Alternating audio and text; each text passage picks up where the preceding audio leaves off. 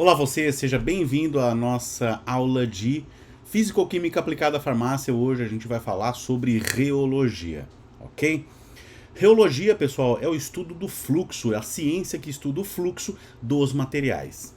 Para nós na área da farmácia, estudar o fluxo dos materiais é bastante importante em algumas áreas da farmácia, como a área de alimentos e a área da tecnologia farmacêutica. Na área de alimentos, a gente pode estudar o fluxo dos materiais dos alimentos no tocante à capacidade de espalhabilidade. Todo material que ele é semissólido, normalmente ele tem uma capacidade de espalhabilidade, a viscosidade desse material. Por isso que a gente vai ter aí no mercado diferentes ketchups de diferentes qualidades com diferentes viscosidades. O mesmo vai se aplicar às maioneses, às mostardas, né, as pastas de amendoim, margarinas, manteigas e tudo que tiver a capacidade de fluxo.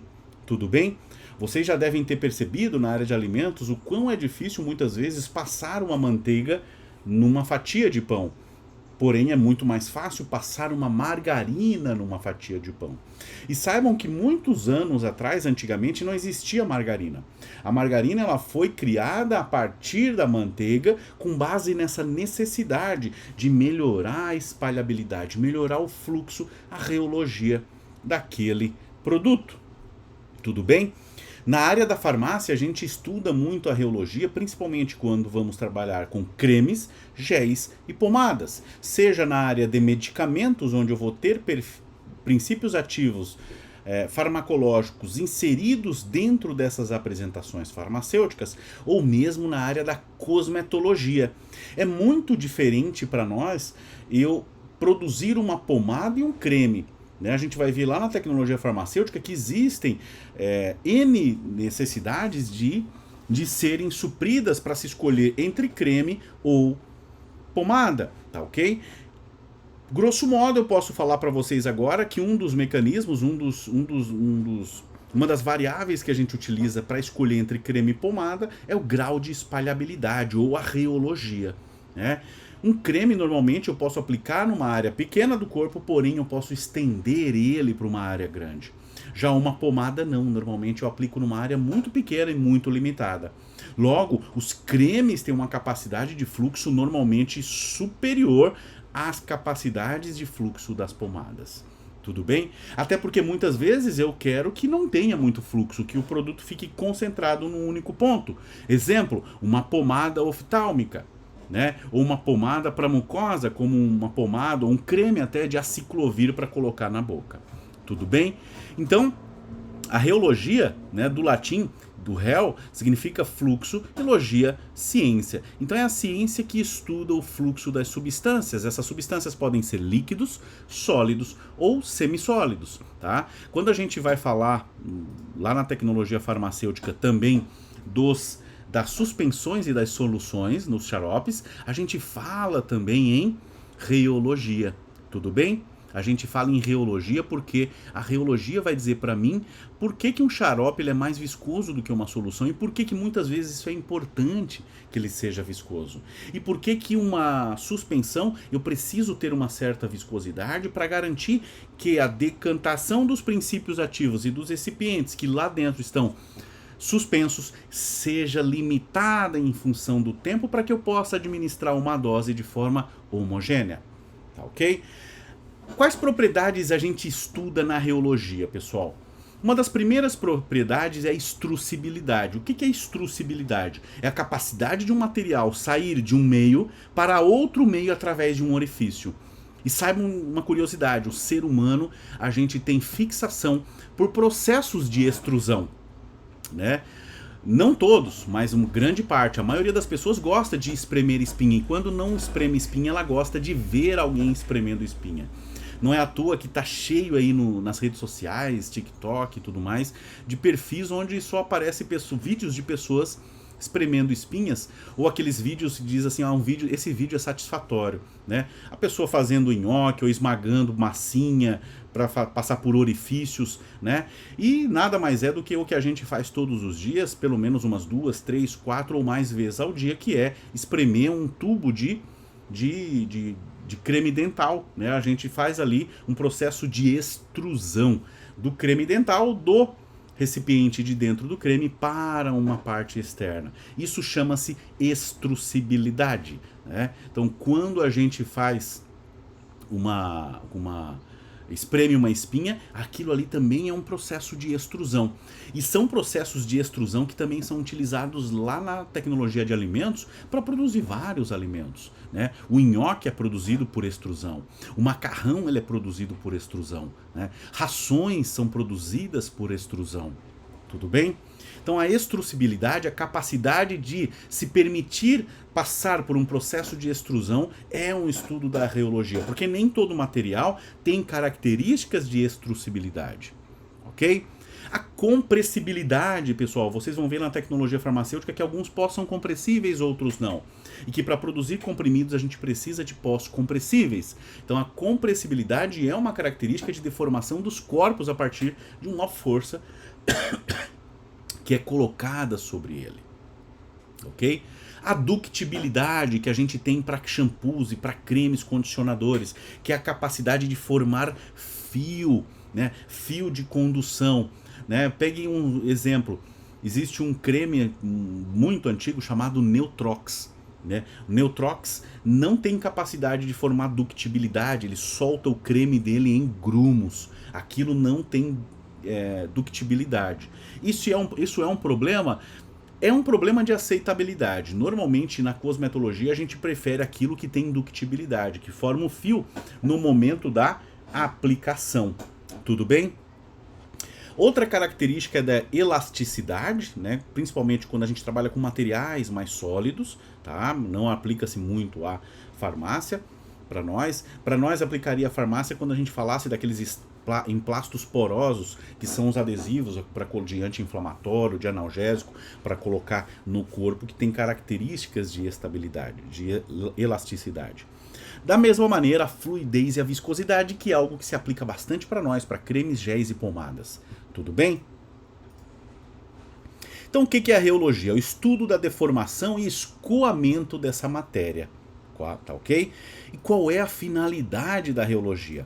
É predizer a força necessária para causar uma dada deformação. O que seria essa deformação? Digamos que eu aplico o creme aqui no meu braço. Quando eu faço isso aqui, facilmente eu consigo, na maioria dos cremes, espalhar ele pelo braço inteiro. Então ele tem bom fluxo, ele tem uma boa reologia. Agora, se eu pego uma pomada e coloco aqui no meu braço e tento espalhar ela, ela trava num certo ponto e não vai mais. Quando eu chego aqui no final, eu tenho muito pouca quantidade de pomada e essa quantidade vai aumentando a partir do momento do local de aplicação. Ele tem pobre característica de fluxo. Tudo bem? Então eu estudo o fluxo dos materiais conforme a sua aplicação. Pegue um exemplo de um creme vaginal. Quando aplica-se o creme vaginal, eu quero que ele fique retido suficientemente, porém ele se espalhe bem dentro daquela área local. E que ele não fique escoando, ele não fique escorrendo tão facilmente. Então ele tem uma viscosidade adequada para aquele fim. Isso chama-se um estudo de reologia aplicado ao local de aplicação do meu fármaco. Por isso que um creme vaginal de nistatina tem características de viscosidade diferentes de um creme de nistatina de aplicação local, na pele, nos pés ou em qualquer outra parte do corpo. Tudo bem? Tranquilo?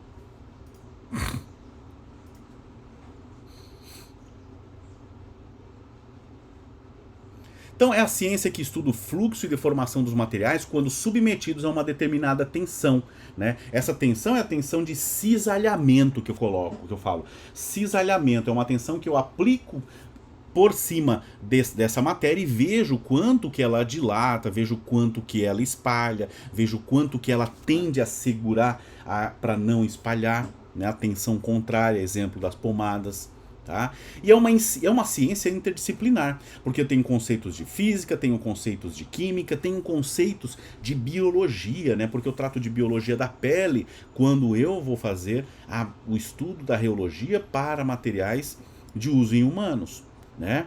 Fazendo apelo à química, física, mecânica, matemática, biologia, Tudo bem? Então ela é multidisciplinar. Por isso que ela está aqui na fisicoquímica. A fisicoquímica é uma ciência multidisciplinar, porém a gente traz esse conhecimento para a área da farmácia.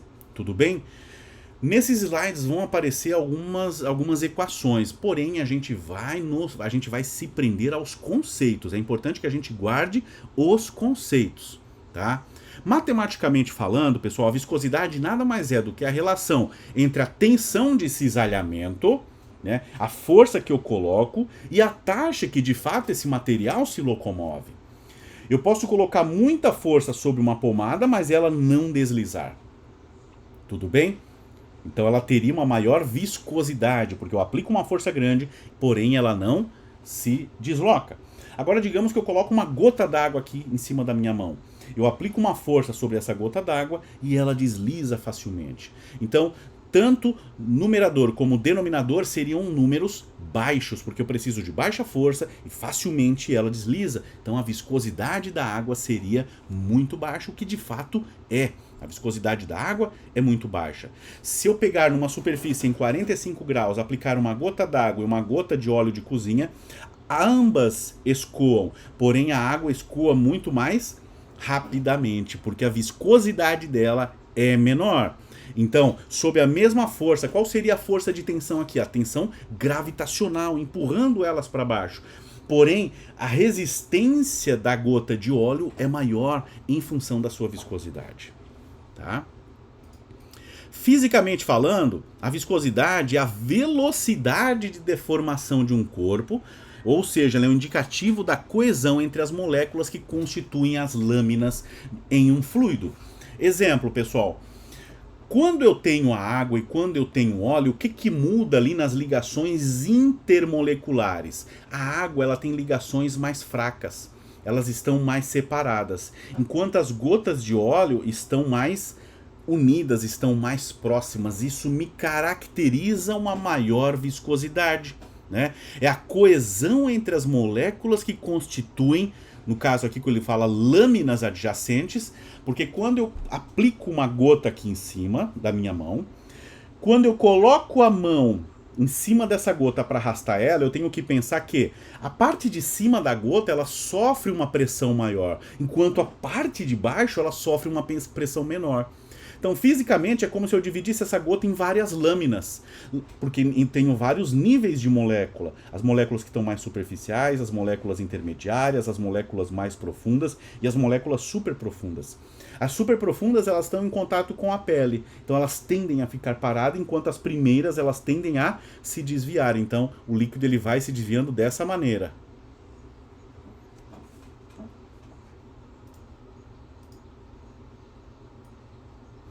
Então a caracterização reológica dos fluidos envolve a determinação da taxa de cisalhamento, né, que é a força aplicada, e também da deformação desse material. Quando eu aplico uma pomada sobre a pele, eu tenho que fazer mais força para espalhar, e ela não espalha muito bem. Eu não consigo colocar uma pomada aqui e fazer isso aqui, e durante todo esse percurso eu ter uma distribuição homogênea dessa pomada. Não consigo, porque a pomada tem alta viscosidade. Mesmo aplicando uma forte tensão de cisalhamento, a deformação dela é menor. Agora, se eu aplico um creme aqui e espalho, a homogeneidade durante todo esse percurso é muito maior do que com uma pomada, porque ela tem menor viscosidade. Tá? Então é a tensão de cisalhamento, a força aplicada, né, que conduz o líquido ou a substância para o seu perfil de escoamento. Ok? O que acontece com o creme Neutrox? Por que ele não forma condutibilidade, o fio de aplicação? Porque ele tem grande viscosidade. Então eu não consigo manter a uniformidade durante o percurso desse ducto, fazendo com que ele se rompa, ele quebre. Da mesma maneira, pessoal, bons ketchups, tudo bem? Bons ketchups, eles não têm boa condutibilidade, eles têm baixa condutibilidade, porque eles são extratos de tomate, tá? Por isso que a gente vê nos filmes as pessoas pegando o frasco de ketchup, virando a bunda dele para cima e batendo, né? Não ficou muito legal isso. Mas eles batendo no frasco de ketchup para o ketchup... Ai, desculpa, pessoal. Para o ketchup sair, não é verdade? Por quê? Porque o ketchup não vai formar essa boa condutibilidade, tá bom? E dependendo de como se dá o escoamento dos materiais, eles podem ser classificados. Os fluidos, eles podem ser newtonianos ou não newtonianos. Para nós, na área da farmácia, normalmente os nossos fluidos eles são não newtonianos, eles não seguem a lei de Newton, né? Na lei de Newton de força e movimento. Tá? E, na verdade, eles têm uma variação no movimento em função da força. Eles são não newtonianos. Eles podem ser viscoelásticos, dependentes do tempo ou independentes do tempo. Dependentes do tempo, eles podem ser reopérticos ou tixotrópicos. Nós vamos ver todos eles. Independentes do tempo, eles podem ser sem tensão de cisalhamento inicial ou com tensão de cisalhamento inicial. Sem tensão de cisalhamento, eles podem ser dilatantes ou pseudoplásticos, enquanto com contenção, eles podem ser plásticos de Bingham ou compostos de Herschel-Buckley. Tá? Vamos ver os principais dele que se aplicam para nós na farmácia. Tá? Os fluidos newtonianos, primeiro, que são os que a gente praticamente não tem, são aqueles que apresentam uma relação constante entre a tensão de cisalhamento e a taxa de cisalhamento, não importa a superfície onde ele esteja. Aí que muda para nós.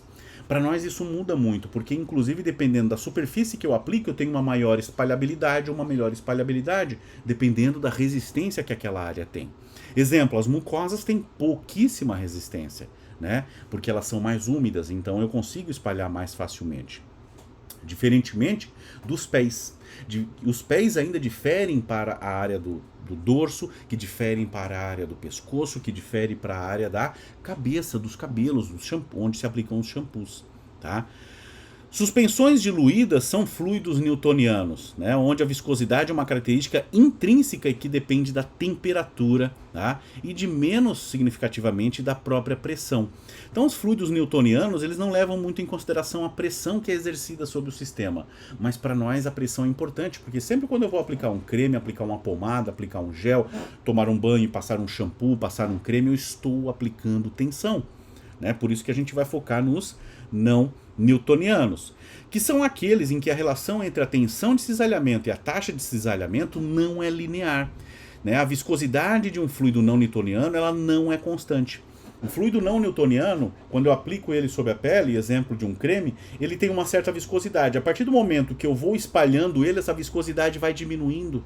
Tanto é que depois ele vai ser absorvido e vai chegar um momento onde praticamente ele vai sumir. Né? Porque eu vou diminuindo a viscosidade dele, permitindo a absorção. E essa viscosidade ela, de um não newtoniano ela é não constante sobre uma determinada temperatura, pressão, mas ela é dependente da taxa de cisalhamento, que é a força que eu aplico sobre ele. O comportamento não newtoniano é representado por curvas de escoamento que não correspondem a linhas retas, porque elas sofrem variações em função do tempo. Né? Vamos ver aqui se as curvas já estão aqui. Ó. Então aqui eu tenho um fluido newtoniano, onde a pressão que eu exerço sobre ele, né, tensão de cisalhamento pela velocidade. Então a força pela velocidade de escoamento. A força, não interessa se eu aumento a força, a velocidade de escoamento ela não vai sofrer influência. Agora aqui não. Pode ver que num primeiro momento eu aumento a força e a velocidade de escoamento ela aumenta. Só que chega um momento onde a velocidade se mantém, digamos aqui, ela sobe mesmo com a mesma força, porque a viscosidade diminui. Então eu vou aplicando força, a viscosidade vai diminuindo, essa força de resistência vai diminuindo e a velocidade de espalhamento vai melhorando. É como se naquele momento é mais difícil começar o movimento de aplicação do que finalizar, tá? Desse creme ou dessa pomada. Sistema newtoniano a gente não vai focar. E aqui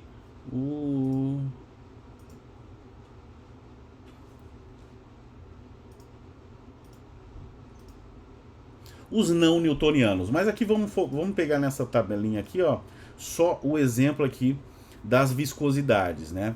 Do óleo de rícino, ele tem uma viscosidade, aqui CP é uma unidade de medida de viscosidade, chamada centipoise, né? Que é a centésima parte do poise. Poise é uma unidade de medida, tá? De um cara que estudou viscosidades e criou há séculos atrás a unidade Poise de medida, assim como é uma unidade grama, miligrama, metro, litro, tá? Poise é uma unidade de medida para caracterizar a viscosidade. Quanto maior a viscosidade, maior o Poise. Vejam que a viscosidade da água é em torno de 1, tá? Porque todos os materiais, por que ela é basicamente 1? Porque todos os materiais são vistos a sua viscosidade de forma relativa em relação à água.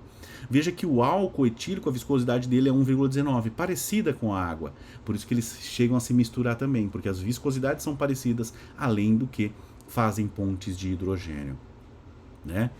Já a viscosidade da glicerina, 400, do óleo de oliva, 100, do óleo de rícino, 1000, do clorofórmio, 0,56. Então veja uma coisa, por isso que o óleo também vai para a superfície, né, quando com água. Por quê? Porque a viscosidade é inversamente proporcional à densidade, né? Quanto mais viscoso, menos denso. Quanto mais denso, menos viscoso, ok? Olha só, pessoal, normalmente os cremes eles têm uma média a alta viscosidade, né? Normalmente inferior a 50 milipascal. Pascal também é outra medida aqui que leva muito em consideração a temperatura. A viscosidade ela sofre muito com a temperatura, tá? Aumentando a temperatura, normalmente eu tenho uma queda da viscosidade.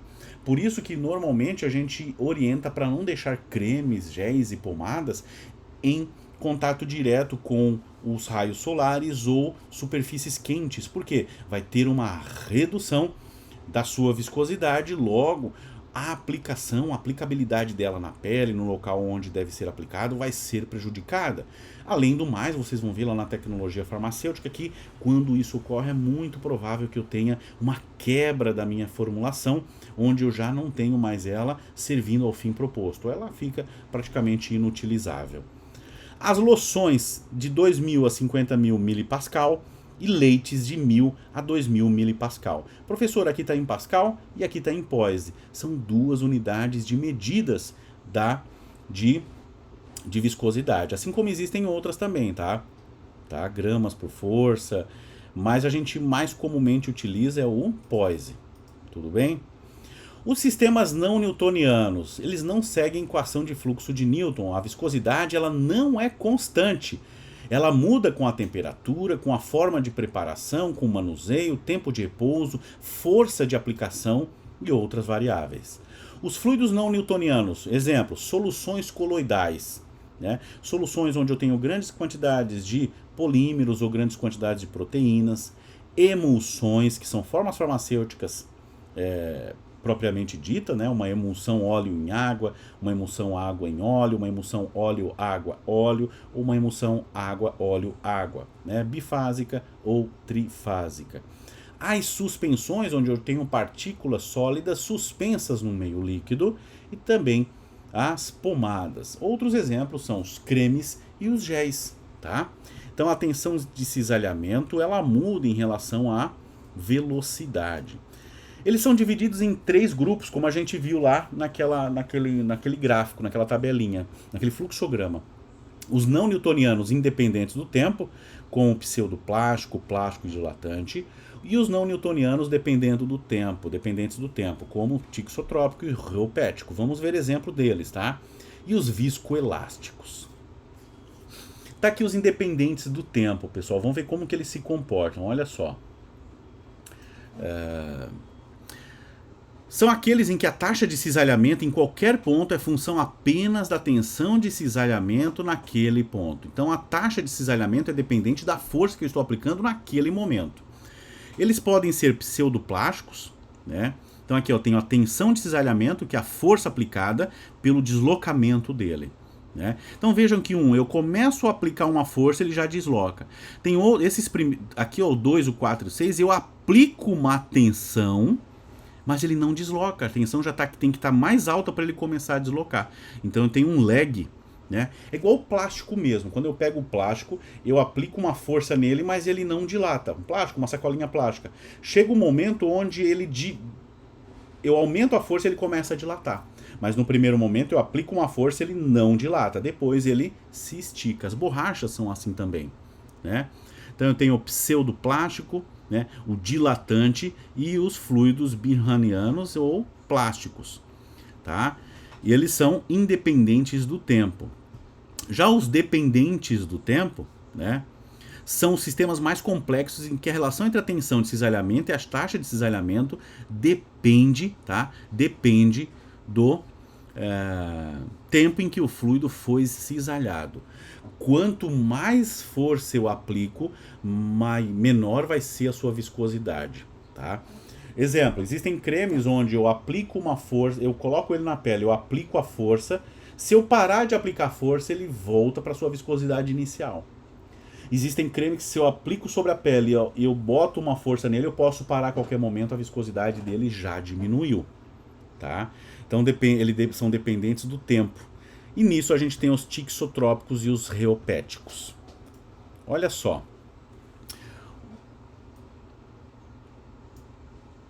Comportamento reológico independente do tempo. Os não newtonianos independentes do tempo.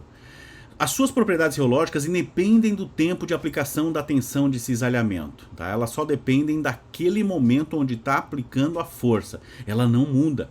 Então eles são sem tensão inicial ou com tensão inicial. O que é sem tensão inicial? São esses daqui, ó, onde no gráficozinho aqui eles já partem do zero para x e o zero para y. Né? Então quando eu aplico a força ele já tem um cisalhamento. E outros não, eu preciso aplicar uma certa força para que ele comece o movimento. Né? Então sem tensão inicial são aqueles que iniciam o movimento da sua espalhabilidade já no primeiro momento que eu aplico a tensão. São aqueles que não necessitam de uma tensão de cisalhamento inicial para começarem a escoar. É a maior parte dos fluidos não newtonianos, estão os pseudoplásticos e os dilatantes. Já os com tensão são aqueles que eu preciso aplicar uma certa força para que só a partir de um dado momento ele comece então a escoar. São os plásticos de Bingham e os compostos de Herschel-Buckley, ok? Vamos ver aqui, ó, os pseudoplásticos. Os pseudoplásticos eles começam a fluir quando se aplica uma tensão de cisalhamento e com o aumento da tensão de cisalhamento a velocidade de cisalhamento aumenta. Então o que acontece? Ele tem uma certa viscosidade, eu aplico uma força inicial grande nele. Com o tempo eu vou precisar de cada vez menos força porque ele vai diminuindo a sua viscosidade. São substâncias que em repouso apresentam suas moléculas em um estado desordenado. E quando submetidas a uma tensão de cisalhamento, né, uma força aplicada, elas tendem a se reorientar na direção da força de aplicação contrária, fazendo resistência. Tá? Quanto maior essa força, maior será a ordenação e, consequente, menor será a viscosidade aparente. Então, a viscosidade diminui com o aumento da força de cisalhamento. Ok? Exemplo são os fluidos pseudoplásticos como suspensões coloidais. O que é um coloide? Um coloide é uma mistura de proteínas em água ou principalmente de polímeros em água, né? Ou soluções aqui, no caso já está explicado ali, soluções poliméricas.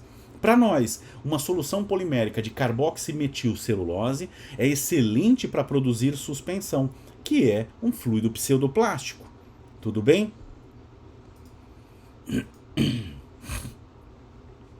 Nos pseudoplásticos, a viscosidade é uma variável ao longo da tensão de cisalhamento. Né?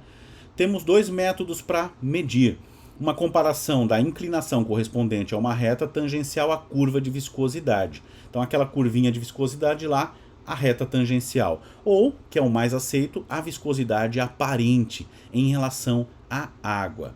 Tudo bem? Sempre quando eu falo de viscosidade relativa, viscosidade aparente, eu estou comparando a viscosidade de qualquer material em relação à água, onde eu tenho uma viscosidade de aproximadamente 1. Os fluidos dilatantes, ao contrário, são contrário do pseudoplástico. Eles aumentam de volume quando submetidos ao cisalhamento, e a viscosidade aumenta com o aumento do cisalhamento, ou tensão que é aplicada. Tá? Exemplo, pessoal, típicos de certas suspensões, ungüentos, pessoal, contendo elevado percentual de sólidos insolúveis suspensos. Tá? Existe uma formulação farmacêutica que é dilatante, é um fluido dilatante, que é a pasta d'água. A pasta d'água, ela é uma formulação semissólida conhecida como pasta. Para nós farmacêuticos, pasta sempre vai ser um material com grande quantidade de compostos sólidos numa pequena quantidade de meio líquido. Isso é uma pasta. Tanto é que antigamente a gente utilizava o termo pasta de dente. Porque existia uma grande quantidade de material dentifrício lá dentro, principalmente bicarbonato de sódio, que fazia a limpeza dos dentes pelo processo de fricção. Era pasta de dente. Só que isso foi retirado do mercado, né? Foi retirado do mercado, pela minha análise, por um lobby da indústria odontológica, né? Porque aquilo lá fazia um processo de limpeza realmente bom. E hoje a gente tem os cremes dentais, que mais dão um cheiro do que fazem um processo de limpeza mesmo, né?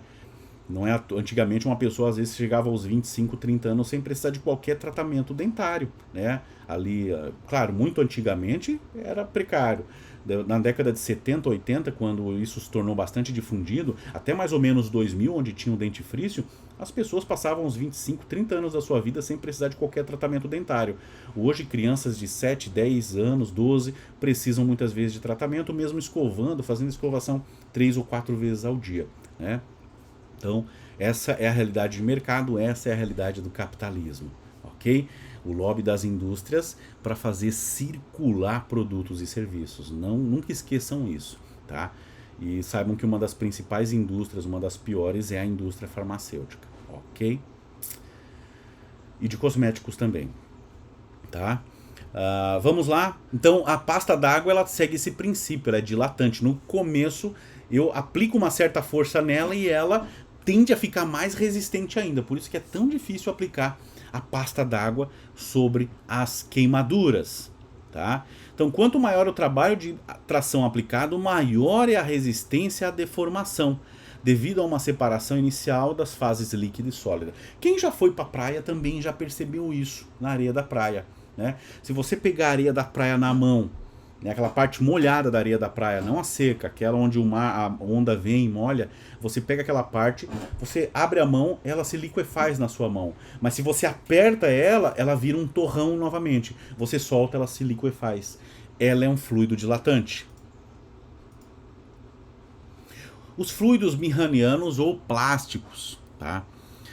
O fluxo plástico ele não começa enquanto não for superado uma tensão inicial. Né? O que eu falei para vocês do plástico mesmo. Se eu pegar uma sacolinha plástica e eu forçar ela, eu já estou aplicando uma tensão, só que ela não dilata. Chega um momento onde ela dilata, né?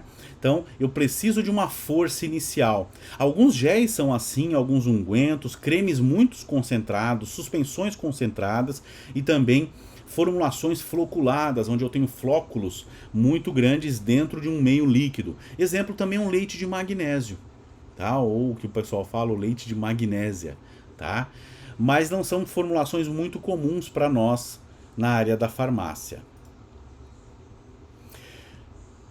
A viscosidade, como que são divididas, aqui, depois a gente vai ver como que são medidas essas viscosidades, tá?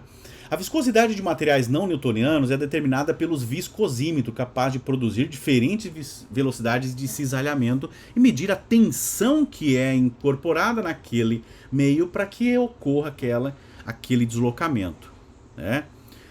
Um comportamento reológico dependente do tempo, né? Eles são divididos em tixotrópicos ou reopéticos, né?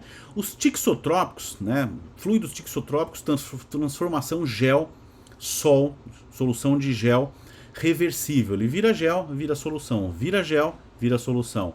Com a secagem, o gel forma uma retícula que serve de matriz rígida para estabilização de suspensões e géis, né? Porque eu tenho praticamente ali só o polímero quando eu seco ele. Submetido a uma tensão, agitação, essa matriz amolece e forma uma solução com características e forma farmacêutica líquida, né? Então um gel de cabelo ele é uma formulação tixotrópica. Tanto é que eu pego ele lá no pote, ele está sólido. Eu esfrego na mão, ele molha a minha mão, ele vira líquido, né? Então eu reorganizo as moléculas d'água dentro dele de forma a elas saírem de dentro desse retículo e serem aplicadas sobre o cabelo. O que acontece? Depois de aplicado no cabelo, a água evapora, porém o gel sobra ali, dando a forma e estabilização para o fio capilar, para que ele fique parado naquela posição. Né, os fluidos tixotrópicos, eles permitem obter um medicamento mais consistente em repouso, porém mais fluido quando agitado pelo paciente. Tá? Porque é uma quebra da estrutura pelo cisalhamento que é a força aplicada. São fluidos cuja constância depende tanto da duração do cisalhamento quanto da taxa, a duração, tempo, quanto da força. Exemplos são as suspensões concentradas, emulsões, soluções proteicas, né? E para outras áreas também, o petróleo cru, tintas, até o ketchup. Olha só, o ketchup que você consome, ele é um fluido tixotrópico.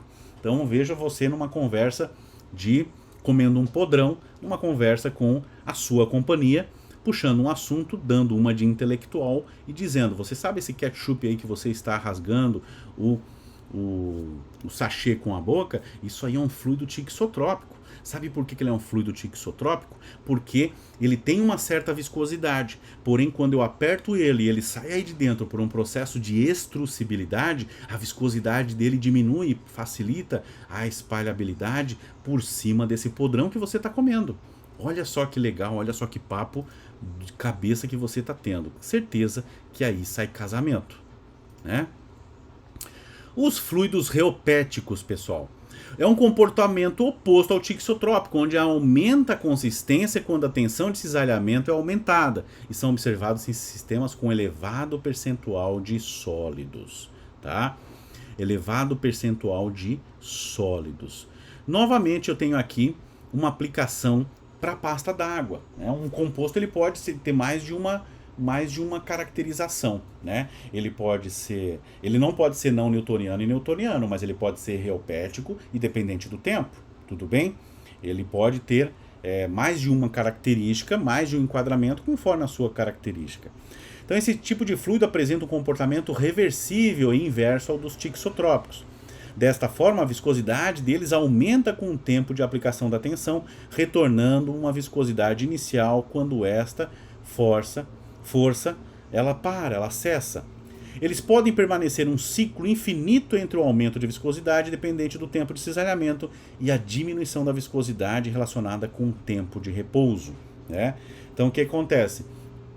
Um outro exemplo que tem para isso é na área dos reopéticos, é na área agora que tem muito, né? Eu tenho filhas, e as minhas filhas elas entraram naquela febre do como é que chama? Do slime, né? O slime, ele é um fluido reopético, né? Onde quando elas estão brincando com ele, ele tem uma certa resistência, porém quando elas largam ele na bancada assim, ele tende a se espalhar, né? Então, ele é também um fluido reopético. Se aplica essa parte também à área de produção química de brinquedos, né? Exemplos: argila bentonita, suspensão aquosa diluída de pentóxido de vanádio, né? Oleato de amônio, ok? Olha aqui, ó, tensão de cisalhamento por taxa de deformação. Então, força aplicada por espalhabilidade, né? Olha só, nos fluidos tixotrópicos eu aplico uma grande força e a taxa de deformação é menor, tá? E ele retorna ao seu estado inicial quando para de aplicar força. Porém, os reopéticos eu aplico pouca força e a taxa de deformação já é maior, tá? A taxa de deformação é maior, a taxa de espalhabilidade ou deformação é maior. Quando eu paro, ele retorna, né, ganhando, digamos, mais consistência até voltar ao seu estado inicial. Tudo bem? O que é importante para nós da viscosidade, pessoal? É importante que vocês tenham muito bem claro que quando a gente vai desenvolver uma formulação farmacêutica, é importante que eu conheça o local onde vai ser aplicado e qual o objetivo daquela aplicação, tá? Vamos pegar um exemplo. Se eu quero uma aplicação bem localizada, mas bem localizada, e que libere com uma certa rapidez, eu utilizo cremes com maior viscosidade. Né? Ele mantém concentrada por conta da maior viscosidade, e por ser um creme ele absorve mais rapidamente. Se eu quero uma absorção mais lenta e também localizada, eu utilizo uma pomada, porque a pomada ela não some após a aplicação, ela fica ali e vai sendo liberado lentamente para a pele então passar a ser absorvível. Agora, se eu quero uma aplicação com maior área, uma área grande, dificilmente eu vou escolher uma pomada, né? Eu vou normalmente escolher um creme. Se eu quero que a absorção seja mais rápida, eu utilizo um creme com menor viscosidade. Se eu quero uma absorção um pouquinho mais lenta, eu utilizo um creme com uma maior viscosidade. Tudo bem?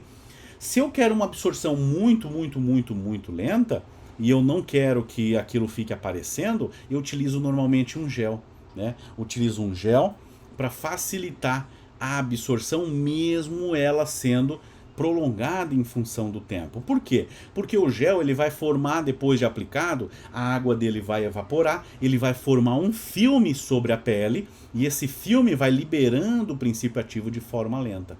Né? Um exemplo disso são os géis de testosterona. Né? As pessoas que fazem terapia de reposição de testosterona, sejam homens ou sejam mulheres, eles usam a testosterona em gel porque é de fácil aplicação, né? E libera de forma constante durante um dia inteiro. Então a pessoa toma um banho pela manhã, aplica o gel e ele só vai sair quando tomar o seu banho à noite. Não importa se ela soa ou não, ali vai ficar aquela fina camada de membrana, película a partir do gel polimérico que vai liberar a substância, no caso a testosterona, de maneira lenta e constante. Tudo bem? Então eu devo levar isso em consideração. Métodos para medir a viscosidade. Segundo o princípio da aferição da viscosidade, ele posso ter 3 tipos. Posso ter um método de aferição de Ostwald, esferas ou Hoppler e também viscosímetros rotatórios, também conhecidos como reômetros. Né?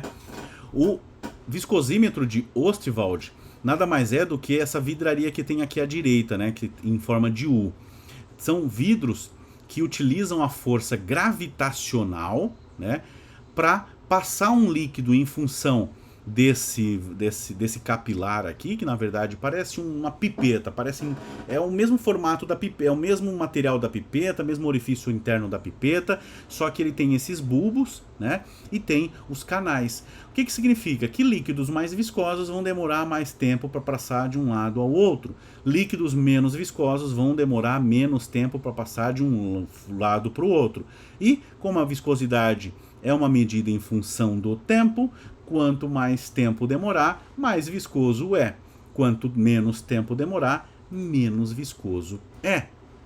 Tudo bem? Um viscosímetro de esfera, pessoal, esse desenho que tem aqui, ó. Pensem numa proveta, uma proveta grande, uma proveta de 5 litros. Lá dentro eu coloco o gel que eu quero, ou o líquido que eu quero medir a viscosidade. E aquela proveta tem um tamanho, digamos ali, 50 centímetros. Eu pego essa esfera, coloco lá dentro, em cima desse líquido.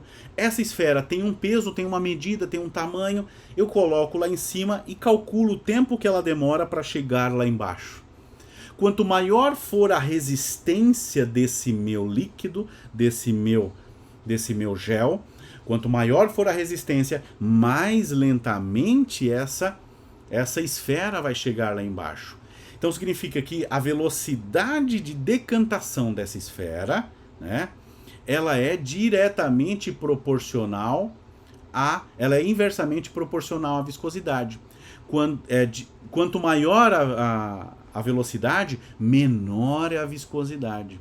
Se a viscosidade for intensa mesmo, ela não vai conseguir chegar lá embaixo, ou ela vai demorar muito a chegar lá embaixo, então a viscosidade vai ser muito alta. Maior o tempo, maior a viscosidade. Tudo bem?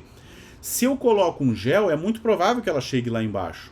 Um líquido é muito provável, uma suspensão é muito provável, um creme é muito provável. Agora, se eu coloco uma pomada ali, não é provável que ela chegue lá embaixo, porque normalmente pomadas têm maior viscosidade. Tudo bem? E aqui eu tenho, antes da gente falar aqui dos rotatórios, dos reômetros, vamos falar do orifício. Esse equipamento aqui muito simples, na verdade ele é uma panelinha que tem ali em cima um volume pré-definido, então eu coloco ali, digamos, 10 ml da minha solução. Ele serve melhor para líquidos, né? E também géis mais liquefeitos ou cremes mais menos viscosos, tá? E embaixo ele tem um orifício de tamanho calculadinho. Coloco ali em cima 10 ml ou 10 gramas e eu abro aquele orifício e eu calculo em segundos quanto tempo demora para escoar todo aquele componente que eu coloquei lá em cima. Quanto mais tempo demorar para escoar, maior vai ser a viscosidade, porque ele sofreu mais resistência ao escoamento. Tudo bem? Quanto menor for a escoabilidade, maior é a viscosidade. Se ele escoa muito rápido, como a água escoaria muito rápido, menor vai ser a viscosidade. Tudo bem? A gente diz que esse viscosímetro de orifício aqui é chamado copo Ford, né? Copo Ford, ok? E os viscosímetros rotatórios, onde eles já são mais... eles já possuem um software e eu coloco o meu líquido ou o componente que eu quero analisar a viscosidade dentro de um becker, né? E coloco lá dentro uma pazinha. E essa pazinha ela vai girar numa velocidade constante. E o que o equipamento vai perceber? A resistência que o líquido ou o meio oferece para que essa pazinha gire. Quanto maior é a resistência, maior é a viscosidade. Quanto menor é a resistência, menor é a viscosidade. Os viscosímetros rotatórios, ou também conhecidos como reômetros, são os viscosímetros hoje mais fidedignos que a gente tem. Tudo bem? Tranquilos? Né? Esse slide aqui, esse último slide, considerem que ele é da aula de cromatografia. Tudo bem? Então essa foi a nossa aula de hoje sobre reologia. Eu espero que tenham gostado, eu espero que tenham aprendido um pouco mais sobre cremes, géis e pomadas, principalmente no tocante à capacidade reológica dele de escoabilidade. E também alguns termos novos como extrusibilidade, né, ductibilidade e outros. Dúvidas, coloquem aqui nos comentários, se não, coloquem lá no nosso grupo no Telegram. Tá? Quem tiver dúvida, colocando a dúvida aqui embaixo, já tem a chamada garantida, já tem a presença garantida. E se você não tiver nenhuma dúvida aqui, você vai me dar um exemplo de creme com princípio ativo farmacêutico. Tudo bem? Ok? Então por hoje era só, pessoal. Um grande abraço e até mais!